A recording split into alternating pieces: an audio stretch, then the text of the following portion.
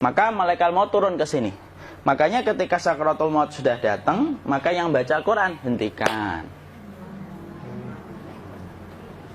Kenapa? Oh, memang gitu, ya. Jangan semakin kencang. Ayo Pak, insya Allah Pak, gitu. Al-Baqarah Pak, Al-Baqarah Pak. Al-Kahfi, Al-Kahfi. Enggak lah. Yang baca Quran berhenti dulu. Kemudian digantikan dengan kita mentalkin. Antum agak ke sana dikit. Masya Allah ya. Orang yang meninggalnya kooperatif ini.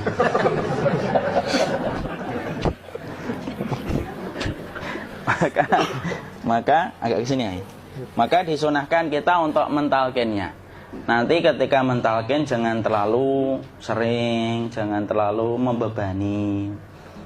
Jangan terlalu sering itu la ilaha illallah, la ilaha illallah. Enggak gitulah. Berat nanti dia ngerasakan. Di situ Imam Qurtubi juga menyampaikan, jangan terlalu sering karena itu memberatkan dadanya. Jadi ketika mentalkin, saya sampaikan, boleh diganti atau enggak Ustadz? Enggaklah, talkin itu ibadah. Ibadah itu tauqifiyah. Tauqifiyah itu enggak usah diganti.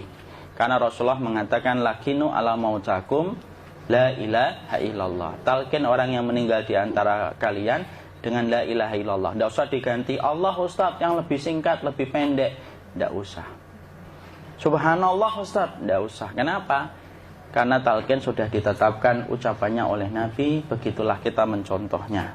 Jadi enggak usah diganti. Cara mentalqin, jadi kalau keadaan sudah tenang, tolong kalau sudah sakaratul maut jangan ditinggalkan. Karena sesungguhnya pertempuran setan itu pada detik-detik kematian semacam ini, dan betul-betul berusaha untuk menjadikan dia murtad. Nanti makanya di situ di buku nanti dibahas kan, pertempuran setan itu sampai detik-detik orang mau mati itu sudah ayo kufur, murtad aja tuh, kamu sakit kan? Nah, itu kayak gitu. Makanya jangan ditinggal. Capek gitu kok nggak meninggal gitu ya. Udah gantian mas. Dan jangan kemudian meninggalkannya. Mangkat dulu gitu. Enggak janganlah. Terus ditampingi terus. Kalau bisa ya sudahlah, berikan waktunya kita untuk sementara waktu itu betul-betul berkhidmah kepada orang yang kita cintai terakhir kalinya. Cara kita kemudian mentalkin adalah, yaitu adalah di sebelah kanannya la ilaha illallah. Biarkan dia mencerna dulu, tidak usah buru-buru kemudian kita langsung nimpali lagi. Dia mencerna dulu sembari kita doakan, peluk, ya Allah dimudahkan gitu. Kalau ada orang yang bisa ngucapin la ilaha illallah, itu siapa yang memberikan itu Ustaz? Yang memberikan kekuatan Allah Pak. Karena ngomong aduh aja sudah tidak mampu. Makanya Allah berfirman dalam surat Ibrahim, yusabbitullahu alladhina amanu bil qawli tsabit fil hayatid dunya wa fil akhirah. Allah teguhkan perkataan orang yang beriman dalam kehidupan dunia dan akhirat. Dunia itu ya ketika menjelang kematiannya. Makanya dia bisa ngomong la ilaha illallah. Sebenarnya ngomong aduh aja udah gak mampu. Kalau bisa ngomong, dia mesti ngomong aduhnya dulu. Tapi Allah yang menggerakkan. Ngomong la ilaha illallah. Makanya mangkana akhiru kalamihi la ilaha illallah dakhalal jannah. Barang siapa akhir kalamnya itu adalah la ilaha illallah, pasti masuk surga. Makanya kita lagi la ilaha illallah. Dah. Cara dulu. Enggak usah minta diburu-buru ya. Enggak usah gini. Ayo la ilaha illallah. Ayo.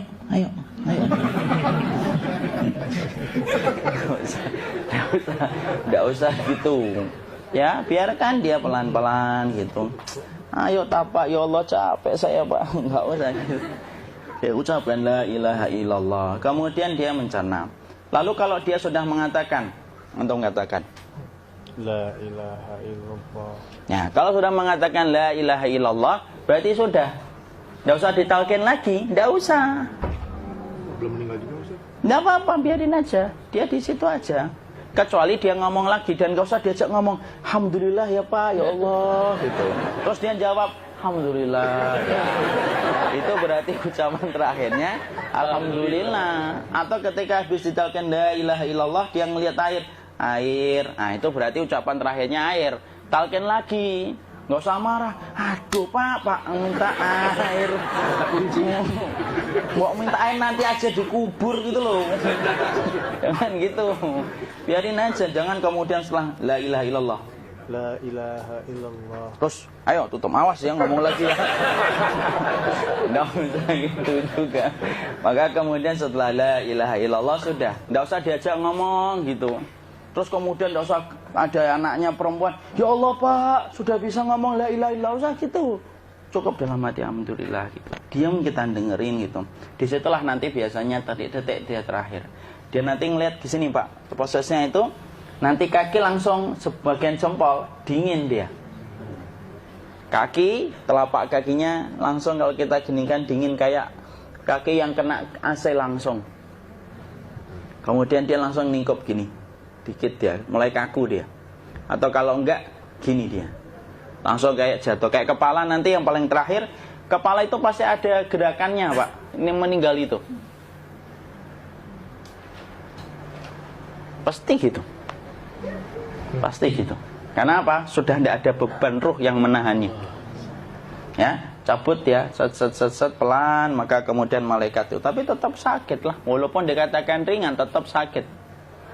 Maka kemudian sakit gitu, ngelewatin sini, jantung kemudian sudah tidak berfungsi, kemudian ginjal Pak, ngelewatin ginjal tidak berfungsi. Bapak bayangkan kan, kalau yang pernah sakit batu ginjal Pak, sepakat nggak kalau kita batu ginjal itu sakitnya luar biasa Pak? Itu baru titik batu kecil di ginjal. Kita bisa bayangkan tiba-tiba ginjal tidak berfungsi. Sakitnya kayak apa Pak? Tiba-tiba ginjal nggak berfungsi, pankreas naik, kemudian tek jantung. Jantung ini dia masih hidup dia, di sininya masih hidup walaupun jantungnya sudah berhenti. Naik. Kemudian mata, dia ngelewatin mata.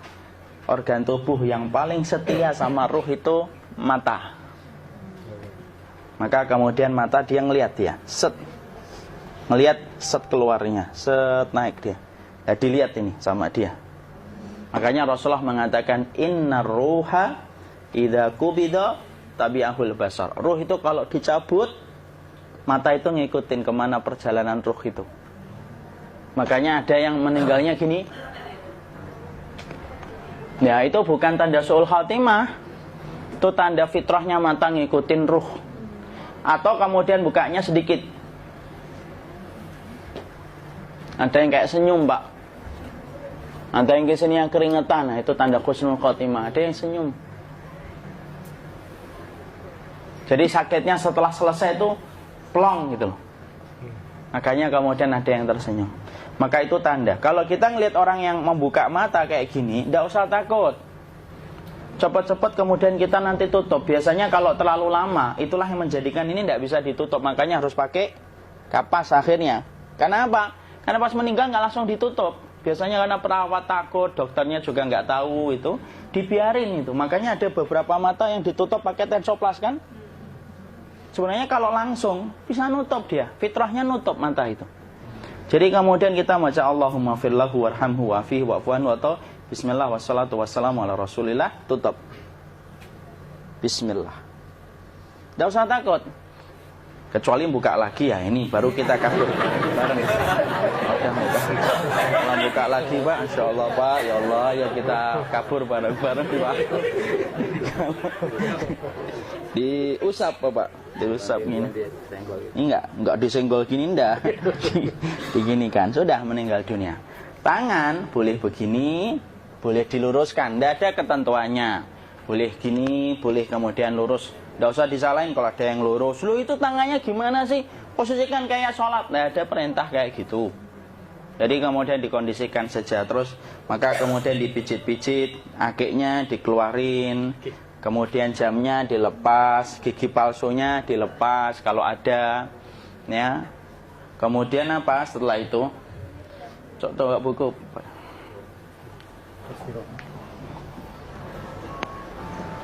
Kemudian kalau bisa awal-awal, kemudian taruh buku atau sesuatu yang agak berat di perutnya ketika baru meninggal dunia. Kenapa kemudian ditaruh kayak gini? Bukan apa-apa, supaya membantu sisa-sisa pencernaan dia untuk keluar. Nanti Pak, biasanya kalau kita taruh agak yang berat gini, atau kemudian kita gini-gini kan, ini udah makan belum Maki? Udah makan belum makan kok udah gede ya? Maka pencet-pencet kayak gini biasanya nanti ketika dimandikan, nah pas dimandikan diginikan saja. Aduh. Nah ini dia sudah keluar di belakang, dia gini. Terus nanti keluar dia. Nah ini keluar langsung di belakangnya. Dan memperlakukan orang kalau sudah meninggal dunia itu yang lembut gitu. Kenapa? Inna kasra admil mayyiti kakasri admil hayyi. Mematahkan tulangnya ketika orang sudah meninggal dunia itu lebih dia rasakan sakit ketika mati daripada ketika masih hidup. Tuh Islam itu sampai sama orang mukmin itu kalau sudah meninggal aja sampai selembut itu. Kok hidup kasar itu kebangetan dia jadi orang itu.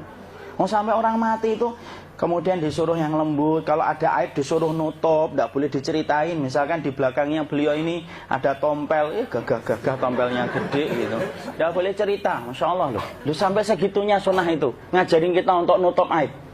Kalau ada orang belajar sunnah sukanya buka aib, nyari-nyari kesalahan orang, sunnah yang mana dia pelajari itu saya bingung. Makanya kemudian gini, setelah selesai maka kemudian tutup dengan kain. Maaf ya, ya. Ya. Nanti kalau nggak kuat napas ngomong ya. Maka ditutup kayak gini, ditempatkan kemudian jangan di tanah tapi di atas dipan. Karena apa? Syekh Abu Malik Kamal Said Salim dalam Sahih Fikih Sunnah menyampaikan supaya tidak cepat busuk. Dia taruh di atas. Kemudian ditutup pakai kain apa saja, ya, sembari nanti kita mempersiapkan tempat mandinya, tempat kafannya dan yang lain sebagainya. Maka kemudian kalau ada yang datang boleh dibuka. Kemudian kita mencium ininya apa? Kemudian keningnya. Kemudian kita berdoa, nutup lagi kayak Rasulullah ditutup. Kemudian yang datang terakhir itu salah satunya Abu Bakar. Dibuka kemudian beliau, ya Allah ya Rasulullah, engkau adalah orang yang percaya hidup dan matimu, dan tidak mungkin Allah itu mematikan engkau 2 kali ya Rasulullah. Maka kemudian ditutup kembali. Saat itu para sahabat dalam keadaan mendung semuanya. Maka disitulah kita lakukan kayak gini. Ditutup gini Ustaz ya, kasihan tidak bisa nafas, insya Allah tidak butuh nafas lagi. Jadi kemudian kita semacam ini kita persiapkan apa yang bisa kita lakukan. Nah itulah proses kematian dari sakit sakaratul maut sampai kematian.